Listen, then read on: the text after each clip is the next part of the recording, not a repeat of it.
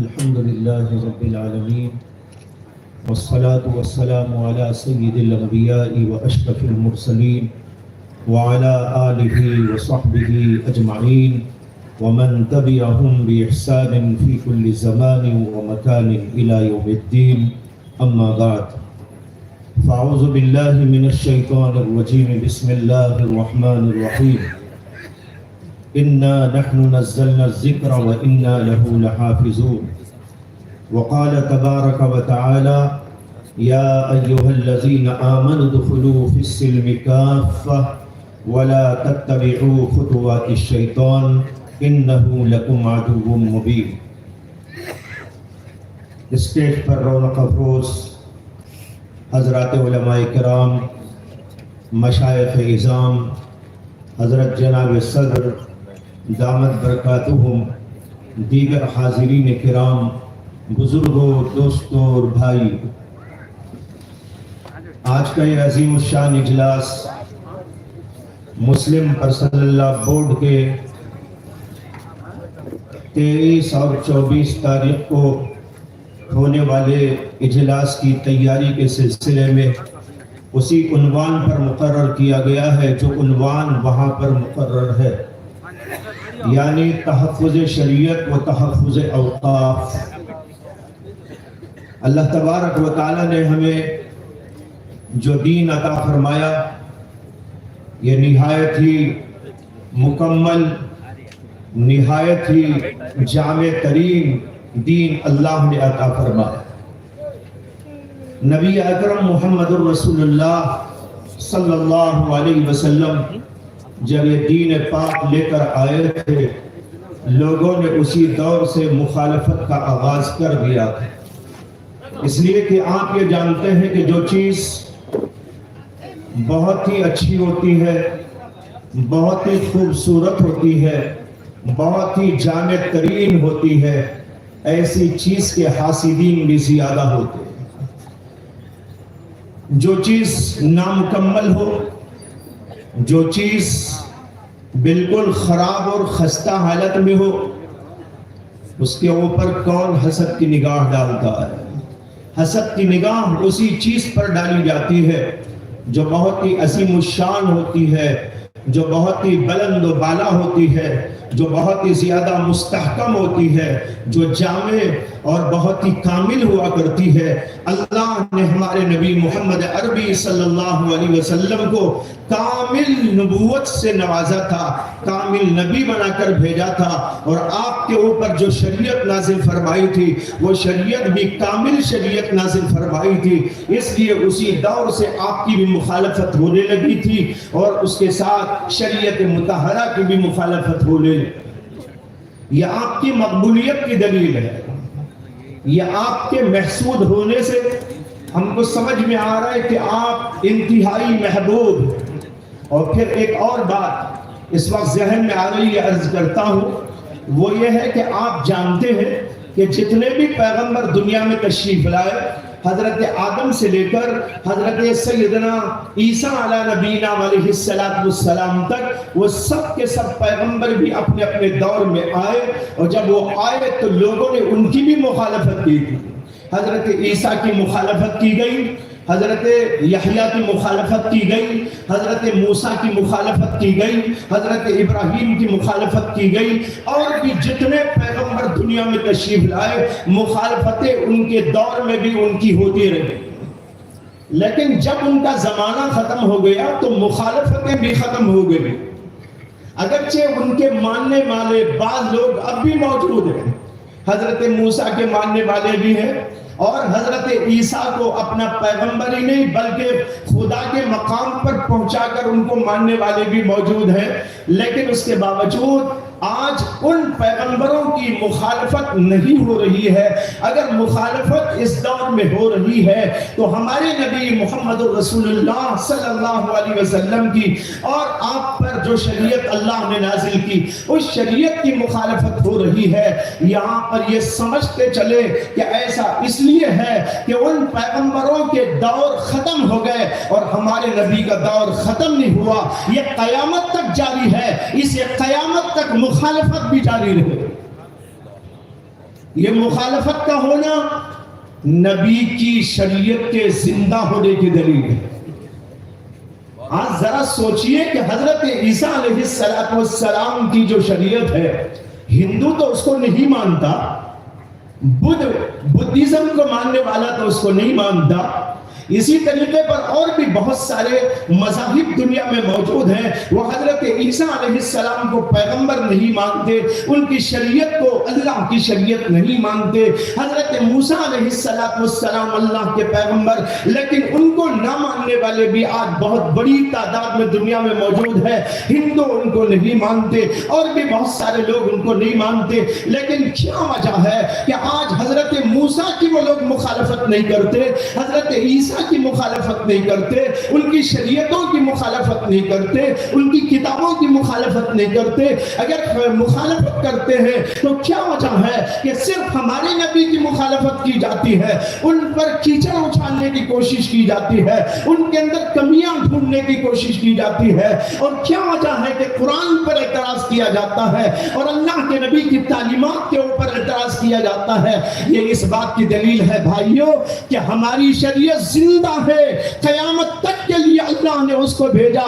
جب نبی کی شریعت آتی ہے تو جب تک وہ دنیا میں رہتی ہے لوگ اس کی مخالفت کرنے والے مخالفت کرتے رہتے ہیں۔ ہمارے نبی کی شریعت قیامت تک کے لیے آئی تو قیامت تک کے لیے مخالفت کا دور بھی چلے گا، اس لیے ہمیں گھبرانے کی ضرورت نہیں بلکہ بہت خوش ہونے کی ضرورت ہے کہ ہم زندہ ہیں، ہماری شریعت زندہ ہے، ہمارے نبی زندہ ہے، ان کی تعلیمات زندہ ہے، ان کے اخلاق زندہ ہے، ان کے کردار زندہ ہے، ان کی ہر چیز زندہ ہے، ان کی کتاب زندہ ہے۔ یہ زندہ معجزہ ہے، قیامت تک جاری رہے گا، اس لیے لوگ اس کی مخالفت کے ڈر پہ۔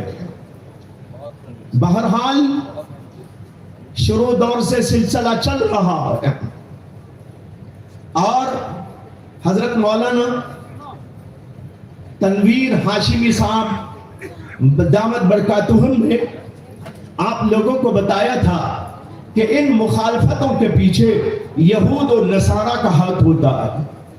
بے شک یہود و نصارہ نے شروع سے کام کیا ہے، اور پھر آج سے سمجھیے کہ 400-500 سال پہلے جب دنیا نے دیکھ لیا کہ وہ مسلمانوں کا مقابلہ اپنی طاقت کی بنیاد پر نہیں کر سکتے، اپنے ہتھیارات کی بنیاد پر نہیں کر سکتے، تو پھر انہوں نے اپنا رخ بدلا اور انہوں نے اسلام پر اعتراض کا ایک نیا باب آغاز کر دیا۔ مستشرقین کو پیدا کیا گیا۔ مستشرقین وہ لوگ ہیں جو اسلامی علوم پڑھتے ہیں، قرآن پڑھتے ہیں، تفاسیر پڑھتے ہیں، احادیث کا ذخیرہ پڑھتے ہیں، تشریحات پڑھتے ہیں، فقہیات پڑھتے ہیں، ہماری تاریخ پڑھتے ہیں، سیرت پڑھتے ہیں، اللہ کے نبی کے صحابہ کے حالات پڑھتے ہیں، ان سارے علوم اور فنون کو پڑھتے ہیں، لیکن اس لیے نہیں پڑھتے کہ اس سے ہم فائدہ اٹھائیں، بلکہ اس لیے پڑھتے ہیں کہ اس کے اندر سے ہم کیڑے نکالنے کی کوشش کریں، پھر اس کو من مانی تشریحات دے کر، من مانی تفسیرات دے کر، من مانا مفہوم پہنا کر اعتراض کرنا شروع کر دیتے ہیں۔ آج سے 400-500 برس پہلے یہ تحریک شروع کی گئی مستشرقین کی، اور ایک بہت بڑا طبقہ اس کو پڑھنے پڑھانے اور پھر اسلام کو بدنام کرنے کے لیے کام کرنے میں تل گیا، اور انہوں نے اتنی کتابیں لکھ دی، اتنی کتابیں لکھ دی کہ آج سے میں تقریباً 2-3 سال پہلے اس بات کی تلاش میں اور جستجو میں کسی خاص موضوع پر لکھنے کے لیے کتاب میں نے اس کا مطالعہ شروع کیا، تو میں حیران اور پریشان رہ گیا کہ ان 400-500 سالوں کے اندر ان مستشرقین نے اتنا زیادہ مواد اسلام کے خلاف تیار کر دیا ہے کہ اگر آج ہم اس کا جواب لکھنے کے لیے بیٹھے اور ساری دنیا کے علماء لکھنے کے لیے بیٹھے تو ہمیں بھی 400-500 سال چاہیے۔ ہر موضوع پر کتاب موجود ہے، سیرت النبی پر، لیکن نام سیرت النبی ہے، لیکن اس میں سیرت النبی نہیں ہے، بلکہ اس کے اندر اللہ کے نبی کی سیرت کو مسخ کیا گیا ہے۔ قرآن کی تفسیروں کے نام سے کتابیں لکھی گئی ہیں، لیکن اس میں قرآن کی تفسیر نہیں، تحریف ہے۔ ہماری تاریخ کو پڑھنے والے یہ پڑھ کر تاریخ کے عنوان پر کتابیں لکھ گئے ہیں، لیکن تاریخ کو بگاڑا ہے، تاریخ کو مسخ کیا ہے، واقعات کو مسخ کیا ہے، اور اس طریقے پر لوگوں کے درمیان میں ان کتابوں کو پھیلا کر اسلام کو بدنام کرنے کی کوشش کی۔ ذرا آپ اندازہ لگائیں، شروع دور سے مخالفتیں، پھر اس کے بعد جنگوں کا سلسلہ، ظاہری طور پر لڑائیوں، اور پھر اس کے بعد یہ سلسلہ کہ اسلام کے اوپر اعتراضات اور اسلام کو مسخ کرنے کی کوشش، اسلام کی تعلیمات کو محرف کرنے کی کوشش، یہ سب کچھ ہونے کے باوجود الحمدللہ آپ زندہ ہیں، میں زندہ ہوں، ہمارا دین زندہ ہے، ملت زندہ ہے۔ یہ ملت کبھی سوتی تو ہے، مردہ نہیں ہو سکتی، کبھی کبھی سو جاتی ہے۔ اسی سوئے ہوئے مسلم معاشرے کو جگانے کے لیے آج کا اجلاس منعقد کیا گیا ہے۔ عام مردہ نہیں ہے، الحمدللہ زندہ ہے، البتہ کبھی کبھی سو جاتے ہیں، غفلت کی نیند لگ جاتی ہے، اس نیند سے بیدار کرنے کی ضرورت ہوتی ہے۔ میں عرض کرنا چاہتا ہوں ہمیں کچھ پریشان ہونے کی ضرورت نہیں ہے، اسی کے بقایا جات ہیں جو اب ہم دیکھ رہے ہیں، مخالفتیں اور مداخلتیں اور تحریف کرنے اور بگاڑنے اور اسلام کے خلاف ادھر سے ادھر مختلف چیزوں کو میڈیا کے ذریعے پھیلانے، یہ سب کی سب جو کوششیں ہو رہی ہیں، حقیقت یہ ہے کہ وہ اسی کا بقایا ہے، اب چل رہا، یہ چلتا رہے گا۔ لیکن ہمارا اور آپ کا کیا فرض ہے؟ ہمارا فرض اس سلسلے میں دو باتیں، میں زیادہ طویل تقریر نہیں کروں گا۔ الحمدللہ مسلم پر صلی اللہ کی مختصر تاریخ، اس کی بنا کیسے ہوئی، کن حالات میں ہوئی، اور پھر اس کے بعد اس میں کن کن امور کے اوپر کن کن دوروں میں کیا کیا واقعات پیش آئے، اور مسلم پر صلی اللہ کے اس اہم ترین متحدہ محاذ نے ہمارے لیے، آپ کے لیے کیا سرگرمیاں دکھائی اور کیا خدمات انجام دی، اور اس ہندوستان کے اندر مسلم معاشرے کو اور مسلم تعلیمات کو، قرآن اور حدیث کو اور مسلم پر صلی اللہ کو برقرار رکھنے کے لیے کیا کیا کوششیں کی گئی۔ الحمدللہ حضرت مولانا مقصود عمران صاحب دامت برکاتہم نے مختصر پیرائے میں آپ کے سامنے وہ ساری چیزیں واضح کر دی، ان کو دہرانے کی ضرورت نہیں ہے۔ البتہ دو باتیں اس وقت عرض کرنا ہے۔ ایک بات تو یہ ہے کہ اگر شریعت کو ہم محفوظ رکھنا چاہتے ہیں، اور اللہ کا وعدہ بھی ہے کہ شریعت محفوظ ہے، لوگ آتے رہیں گے، تحریفیں کرنے کی کوششیں کریں گے، مخالفتیں کرنے کی کوششیں کریں گے، لیکن حفاظ برابر تیار ہوتے رہیں گے، علماء برابر تیار ہوتے رہیں گے، حفاظ کرام الفاظ قرآن کی حفاظت کریں گے، علماء کرام معانی قرآن کی اور اللہ کے نبی کی احادیث کی حفاظت کرتے چلے جائیں گے، اور فقہائے اعظام اللہ کے دین کے مسائل اور اس کے احکام کی حفاظت برابر کرتے چلے جائیں گے، اس کے اندر کسی گڑبڑ کو کبھی برداشت نہیں کرے۔ آپ نے واقعات سنے، شاہبانو کیس کا مسئلہ آیا، شاہبانو کیس میں کیا ہوا تھا؟ قرآن کی ایک آیت کو بگاڑا گیا تھا، قرآن کی ایک آیت کی ایک جج نے غلط تفسیر کی تھی۔ قرآن کریم کے اندر آیا ہے وَلِلْمُطَلَّقَاتِ مَتَاعٌ بِالْمَعْرُوفِ، اس کا ترجمہ ہے جو عورتیں مطلقہ ہو، جن کو طلاق دے دی جائے، ان کو متاع دینا ہے بالمعروف، معروف طریقے پر جو شریعت نے مقرر کیا ہے اس انداز پر اسے متاع دینا ہے۔ متاع کے معنی آتے ہیں کچھ نفع کی چیزیں اس کو دے دینا۔ علماء نے اس کی تفسیر میں لکھا ہے، جو تفسیر اللہ کے نبی سے، حضرات صحابہ کرام سے، تابعین و تبع تابعین سے، اکابرین امت سے، سلف صالحین سے ثابت ہے، وہ یہ ہے کہ اگر کوئی آدمی کسی ضرورت سے کسی کو طلاق دیتا ہے اپنی بیوی کو، تو پھر طلاق میں جو دیا جاتا ہے ایک تو یہ ہے کہ مہر دیا جاتا ہے واپس کیا جاتا ہے اور دوسرے یہ ہے کہ جو ہے اس کا جو ساز و سامان ہوتا ہے وہ اس کو دیا جاتا ہے اور تیسری بات یہ ہے کہ متاع یا اور نفقے کے ساتھ ایک متاع کے معنی کچھ دے دو تاکہ اس کا دل خوش ہو جائے.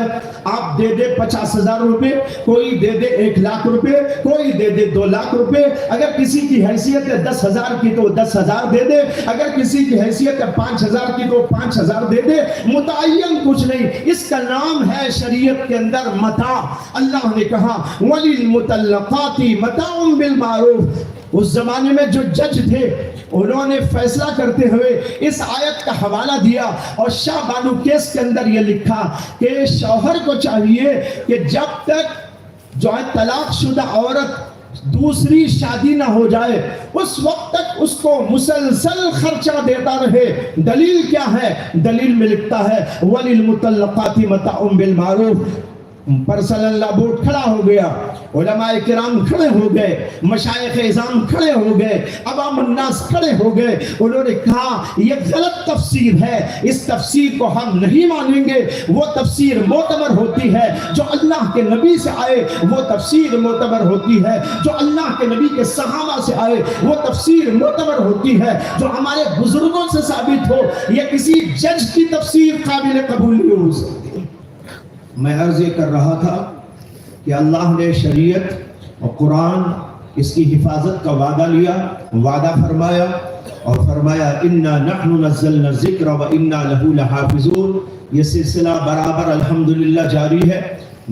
بہت کوششیں ہونے کے باوجود قرآن کا ایک لفظ, ایک حرف, یہ تو بہت دور کی بات ہے, اس کا ایک نقطہ اور شوشہ بھی کوئی بدل نہیں سکا.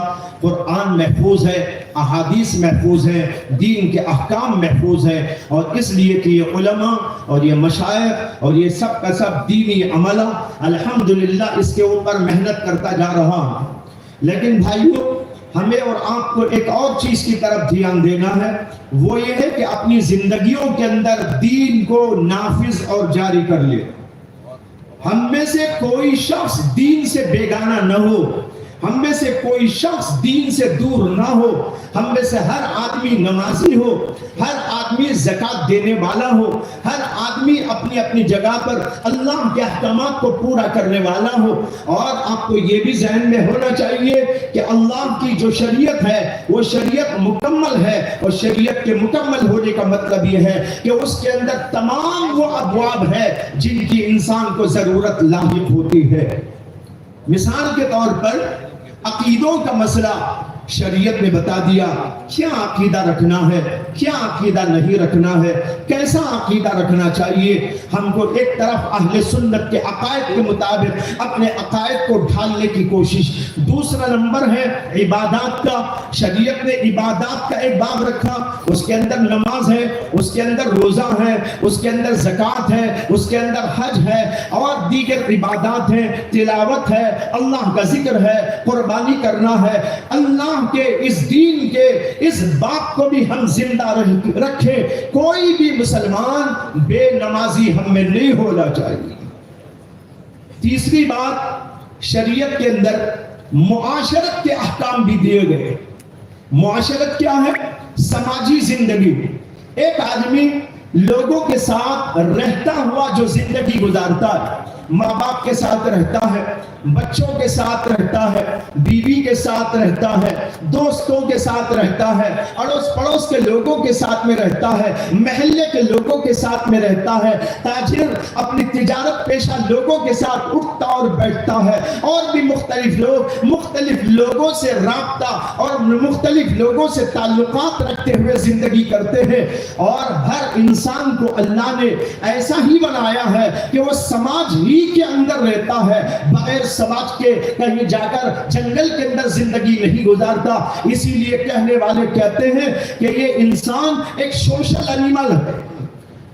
اس لیے کہ یہ رہتا ہی ہے لوگوں کے ساتھ، ماں باپ اس کو چاہیے، بھائی بہن اس کو چاہیے، رشتہ دار اس کو چاہیے، دوست احباب اس کو چاہیے، اور معاشرے کے لوگ اس کو چاہیے، ان کے ساتھ زندگی کرتا ہے۔ اللہ نے اور اللہ کے نبی محمد عربی صلی اللہ علیہ وسلم نے معاشرتی زندگی کے احکام ہم کو دے دیے، شادی کیسے کرنا چاہیے، بیوی کے ساتھ گزارا کیسے کرنا چاہیے، بیوی کو شوہر کے ساتھ کیسا رہنا چاہیے، ماں باپ کے حقوق کیا ہوا کرتے ہیں، بچوں کے ساتھ کیسا رہنا چاہیے، دوست احباب کے ساتھ کیسا رہنا چاہیے، رشتہ داروں کے کیا حقوق ہوتے ہیں، ان سب چیزوں کو لے کر زندگی گزارنا یہ ہمارے اوپر فرض و ضروری ہے۔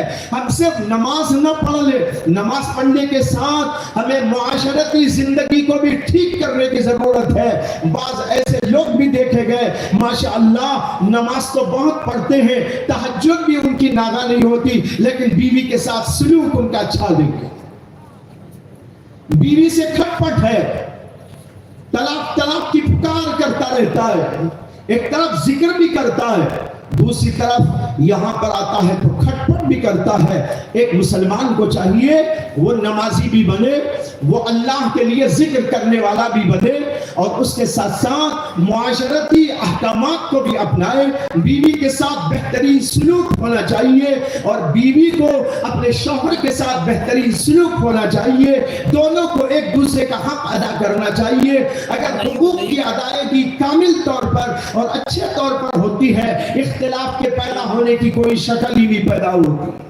لیکن آج کیا ہوتا ہے، ایک دوسرے کے حقوق کو پامال کرتے، ایک دوسرے کے حقوق کو کھا جاتے، کبھی بیوی شوہر کا حق مار دیتی ہے اور کبھی شوہر بیوی کے حق کو ادا نہیں کرتا، وہیں سے اختلافات رونما ہوتے ہیں، اور ان دونوں کا اختلاف پھر خاندانوں کا اختلاف بن جاتا ہے، اور پھر آگے چلتے ہوئے کبھی طلاق کے تک نوبت، اور کبھی خلا تک نوبت، اور کبھی جو ہے فسخ تک نوبت آ جاتی ہے۔ یہ نوبت نہیں آنا چاہیے۔ ابھی آپ کو حضرت مولانا تنویر صاحب ہاشمی دامت برکاتہ ہم نے بتایا کہ ہمارے ہاں ایسا معمول ہو اور ایسی بہترین پاکیزہ زندگی گزارے، محمد الرسول اللہ صلی اللہ علیہ وسلم کو نمونہ بنائے، اور آپ کو نمونہ بنا کر ہی اللہ نے بھیجا تھا۔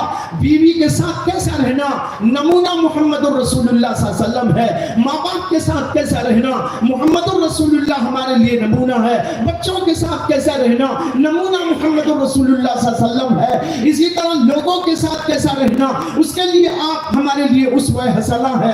اپنے ماننے والوں کے ساتھ کیسا رہنا، اس کے لیے بھی آپ کی اسوہ حسنہ ہے، اور جو نہیں مانتے ان کے ساتھ کیسا رہنا، وہاں بھی آپ کی ہمارے لیے حجت ہے۔ بھائیوں، اللہ نے آپ کو نمونہ بنا کر بھیجا، لیکن ہم اس نمونے کو کبھی پڑھتے نہیں۔ اگر میں پوچھ لوں اس وقت کہ یہاں پر بیٹھے ہوئے اتنے بڑے مجمع میں کتنے لوگ ہیں جنہوں نے محمد الرسول اللہ صلی اللہ علیہ وسلم کی سیرت کی چھوٹی سے چھوٹی ہی کتاب مکمل پڑھی ہو؟ اگر میں یہ پوچھ لوں، میرا اندازہ ہے کہ سوائے چند ہاتھوں کے بہت سارے ہاتھ نہیں اٹھ پائے گے، اس لیے کہ ہم اللہ کے نبی کو پڑھتے ہیں۔ ہمیں چاہیے قرآن پڑھا کرے، حدیثیں پڑھا کرے، اللہ کے نبی کا اسوہ پڑھا کرے، اللہ کے نبی کی سیرت کو شروع سے آخر تک پڑھے۔ آپ نے کیسی زندگی کس کس کے ساتھ گزاری، پورا نمونہ اللہ کے نبی نے پیش کر دیا ہے۔ اللہ نے اعلان فرمایا، لَقَدْ كَانَ لَكُمْ فِي رَسُولِ اللَّهِ أُسْوَةٌ حَسَنَةٌ لِمَنْ كَانَ يَرْجُو اللَّهَ وَالْيَوْمَ الْآخِرَ وَذَكَرَ اللَّهَ كَثِيرًا۔ تمہارے لیے رسول اللہ صلی اللہ علیہ وسلم کی ذات میں بہترین نمونہ موجود ہے، لیکن آج ہم نے بہترین نمونے کو چھوڑ دیا اور اپنے اپنے نمونے ہم نے خود ہی گھڑ لیے۔ کہاں سے کامیابی ملے گی؟ اگر میں اپنا نمونہ بنا لوں، آپ اپنا نمونہ بنا لیں، بھائیوں اللہ نے آپ کو نمونہ بنا کر بھیجا، اور پوری دنیا انسانیت کے لیے آپ نمونہ ہے، ہمارے لیے نمونہ ہے، ماننے والوں کے لیے بھی نمونہ ہے، نہ ماننے والوں کے لیے بھی آپ ہی نمونہ ہے۔ وہ بھی اس نمونے کو اختیار کر لے، سب کی زندگیاں بن جائے۔ بہرحال ہمیں اس بات کی ضرورت ہے کہ ہم معاشرتی زندگی کے احکام بھی اللہ کے نبی سے قرآن کریم سے سیکھیں. اور پھر اس کے بعد ایک چیز اور ہے، وہ ہے معاملات کی دنیا، معاملات کے ابواب، لین دین کیسا ہو، تجارت کیسی ہو، ملازمت کیسی ہو، کمائی کے ذرائع کیسے ہو، حلال کیا ہوتا ہے، حرام کیا ہوتا ہے، لین دین کیا ہوتا ہے، اس کے لیے کیا احکامات ہیں. شریعت نے مکمل ایک ریکارڈ ہم کو عطا کیا، دستاویز عطا فرمائی، قرآن میں موجود، حدیثوں کے اندر موجود. فقہاء نے اس کو ضابطوں کی شکل میں جمع کر کے ہمارے لیے بہترین چیز تیار کر کے دے دی. آج ضرورت ہے کہ ہمارا بیپار، ہمارے معاملات اللہ کی شریعت و قانون کے مطابق ہو جائے. اور ایک چیز ہے اخلاق، کہ ہمارے اخلاق بھی اللہ کے نبی نے اور رسول اللہ صلی اللہ علیہ وسلم نے جیسے سکھایا ویسے ہو جائے. یہ سب کچھ اگر ہو جاتا ہے، عقیدہ شریعت کے مطابق، عبادات شریعت کے مطابق، اور معاملات یہ بھی شریعت کے مطابق، اور اس طرح معاشرت وہ بھی شریعت کے مطابق. آپ بتائیے کہ انسان کتنا بہترین انسان بن جائے گا. آج ضرورت ہے کہ ہم شریعت کو اپنے اوپر نافذ کریں، اور اپنے گھروں میں نافذ کریں، اپنے خاندانوں میں نافذ کریں، اپنی بیویوں پر نافذ کریں، اپنے بچوں پر نافذ کریں. جہاں جہاں تک ہمارا بس چل سکتا ہو، وہاں تک اللہ کی شریعت کو ہم جاری و نافذ اور ساری کر کے دکھائیں. اور جب یہ ہوگا، اللہ کی طرف سے ایسی رحمتیں اور برکتیں آئیں گی کہ کسی غیر کو ہماری طرف نگاہ اٹھا کر، غلط نگاہ اٹھا کر دیکھنے کے لیے کوئی چانس نہیں ملے. ابھی مولانا نے آپ کے سامنے 3 طلاق والے مسئلے کی طرف اشارہ دیا. یہ 3 طلاق کا مسئلہ انہوں نے جو بھی کہا ہو، کیا ہو، لیکن ذرا سوچئے کہ ہمارے اندر کیا اس میں بے اعتدالی نہیں ہے؟ انتہائی بے اعتدالی. جو آدمی اپنی بیوی کو طلاق آج دینا چاہتا ہے، اس کی طلاق کا نمبر شروع ہوتا ہے 3 سے. شریعت کہتی ہے شروع نہیں، وہ آخر ہے. 1 سے شروع ہوتا ہے، پھر 2 پہ آتا ہے، 3 پہ ختم ہو جاتی ہے طلاق. لیکن ہمارے نوجوان کے دل میں یہ ہے کہ طلاق شروع ہوتی ہے 3 سے. اس لیے وہ جب بھی بولتا نا 3 طلاق، یعنی 1 پہ نہیں آتا، وہ 2 پہ بھی نہیں آتا، 3 سے شروع کرتا ہے.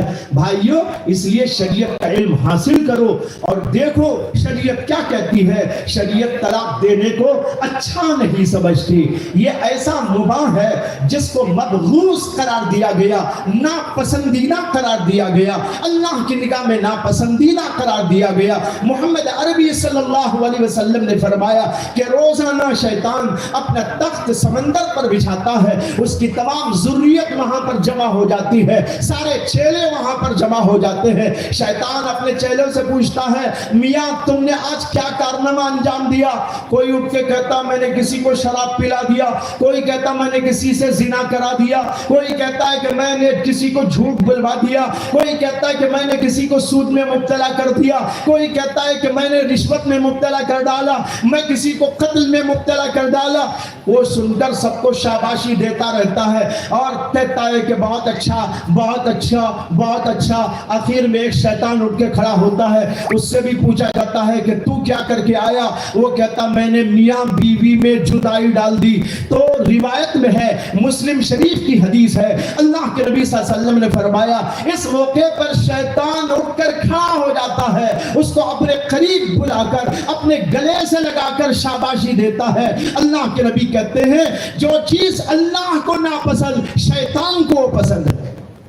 آج ہم لوگ شیطان کو خوش کر رہے ہیں، اللہ کو خوش کرنے کی کوشش نہیں. طلاق دینا شیطان کو خوش کرنے کے برابر ہوتا ہے. بھائیو، بہرحال ان سب چیزوں پر عمل کے لیے اپنے آپ کو تیار کیجئے. تحفظ شریعت کا پہلا کام یہی ہے، ہم اپنی شریعت کی خود حفاظت کریں، اس کو پڑھیں، عمل میں لے آئے. عمل میں نہیں لائیں گے تب بھی ٹھیک نہیں ہوگا. ایک حدیث سنا دیتا ہوں، مشکات شریف کے اندر حدیث ہے، اللہ کے نبی علیہ السلام نے ایک خاص موقع کے لیے ارشاد فرمایا، ایک ایسا زمانہ آئے گا کہ اس کے اندر جو ہے علم لوگوں سے اٹھا لیا جائے گا. ایک صحابی تھے، ان کا نام تھا حضرت لبید. انہوں نے عرض کیا کہ یا رسول اللہ، ہمارے سے علم کیسے اٹھا لیا جائے گا؟ ہم قرآن پڑھتے ہیں، اپنے بچوں کو پڑھاتے ہیں، ہمارے بچے ان کے بچوں کو پڑھائیں گے، وہ ان کے بچوں کو پڑھائیں گے، یہ سلسلہ تو برابر جاری رہے گا، پھر بھی علم کیسے اٹھا لیا جائے گا؟ اللہ کے نبی علیہ السلام نے فرمایا، ارے بھائی میں تو تجھے مدینے کے اہل عقل میں سے سمجھتا تھا، لیکن تو ویسا نہیں نکلا۔ پھر فرمایا ذرا دیکھو یہ یہود و نصارہ یہ بھی توریت و انجیل پڑھ رہے کہ نہیں پڑھ رہے، اپنے بچوں کو پڑھا رہے کہ نہیں پڑھا رہے، پھر بھی علم کا ہے ان کے اندر تو جہالت ہی جہالت۔ یہ مشکات کے اندر روایت موجود ہے کتاب العلم میں، معلوم ہوا صرف پڑھنا پڑھانا ہی نہیں بلکہ بھائیوں اپنے عمل میں لانے کی ضرورت ہے۔ سب کے سب مسلمان سچے و پکے مسلمان بن جائے، یہ ہے تحفظ شریعت کی پہلی بات۔ اور دوسری بات یہ ہے کہ ہندوستان میں جو حالات جو مسائل پیدا ہو رہے، آپ کے سامنے اس کی کچھ تفصیلات آ چکی، اس کو دہرانے کی ضرورت نہیں ہے۔ اور اس وقت بھی جو مسئلہ درپیش ہے بہت سارے مسائل کے ساتھ، وہ یہ ہے کہ یہاں کے اوقاف کو ہڑپنے کے لیے ایسی تدبیریں اور ایسے قوانین اور ایسی بل بنانے کی کوشش کی جا رہی ہے جس سے کہ یہاں کی ہماری ساری جائیدادیں ہڑپ ہو جائے اور اس کا کوئی مقصد باقی نہ رہے۔ یہ سب بہت بڑا ایک سوچا اور سمجھا ہوا منصوبہ ہے، اس کو فیل کرنے کی ہم سب کو مل کر ضرورت ہے۔ اور اس کے لیے ہمیں کیا کرنا ہے؟ قانون کے دائرے میں رہتے ہوئے ہمارے اکابرین جو کچھ ہم سے کہتے ہیں، جس بات کا مطالبہ کرتے ہیں، ہم کو ان کی ہاں میں ہاں ملانا، ان کی بات کو لے کر چلنا۔ ابھی مسلم پرسنل کا جو اجلاس ہو رہا ہے اس میں جو بھی اس سلسلے میں فیصلے کیے جائے ان کو ماننا، قبول کرنا، دوسروں کے اندر اس کی اشاعت کرنا، اس کو شیئر کرنا، اور پھر اس کے بعد اپنی جو بھی طاقت ہو، علمی طاقت، عملی طاقت، مالی طاقت یا کسی بھی طرح کی اللہ نے دی ہو اور اس میں ہم کام کر سکتے ہو تو اس میں ہمیں بڑھ چڑھ کر کام کرنے کی ضرورت ہے۔ یہ دو کاموں کو ہم پلے باندھ کر جائیں، ایک خود شریعت پر عمل کرے اور دوسرے حالات کے مطابق جن جن چیزوں کی ضرورت ہو، ہماری قوت جہاں ضرورت ہو وہاں ہماری قوت کو ہم استعمال کریں، جہاں ہماری جانوں کی ضرورت ہو وہاں ہماری جانوں کو ہم پیش کریں، جہاں ہمارے مالوں کی ضرورت ہو وہاں ہم اپنے مالوں کو پیش کریں۔ یہ ہمارے لیے بہت ہی جو ہے ایک اہم ترین کام ہوگا۔ میں سمجھتا ہوں کہ آپ حضرات نے میرے سے پہلے بزرگوں کی باتوں پر جو ہے انشاءاللہ کہا اور عمل کرنے کا جذبہ دکھایا، وہ بھی اس وقت آپ دکھائیں گے اور ایک بار آپ پھر کہیں گے کہ ہم انشاءاللہ شریعت پر سب کے سب عمل کرتے رہیں گے، اپنے گھروں میں اس کو نافذ کریں گے اور پھر بزرگوں کی باتوں پر ہم عمل کرتے رہیں گے۔ اللہ تبارک و تعالی مجھے بھی آپ کو بھی توفیق عطا فرمائے اور اس جلسے کو اللہ نے کامیاب فرمایا، آگے کے تمام مراحل کو بھی اللہ کامیاب فرمائے، ہمارے بزرگوں کی خدمات کو قبول فرمائے اور انہوں نے جس طرح کی تحریکات کو جاری کیا ہوا ہے ان سب کو آگے بڑھانے میں اللہ ہم سب کا بھی حصہ رکھے۔ وآخر دعوانا ان الحمدللہ رب العالمین۔